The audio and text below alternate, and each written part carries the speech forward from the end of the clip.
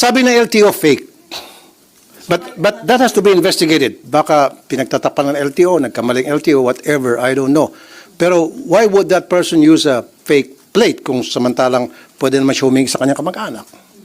Na maaari, hindi, walang permiso siguro, in fairness naman dun sa kamag-anak, wala siyang permiso, kinuha lang niya dahil kamag-anak nga. And I don't think na kinunsinti ng kamag-anak yung ginawa niya. To be fair, doon sa kamag-anak. Sir, but how did the kamag-anak have access to that plate? Kasi di ba yung kami senador binibigyan ng plate kung gusto namin. And then itong si kamag-anak, mamaya dumalaw sa bahay, nakita niya sa garay, uy, akin na lang to, hindi mo pala ginagamit, akin na to, kinuha. Sige, sa iyo na. Sir, pwede po ba talaga yun na ipagamit ninyo? Bawal. Hindi sa kanya. Hindi transferable You yung, have to be in the vehicle. yes, dapat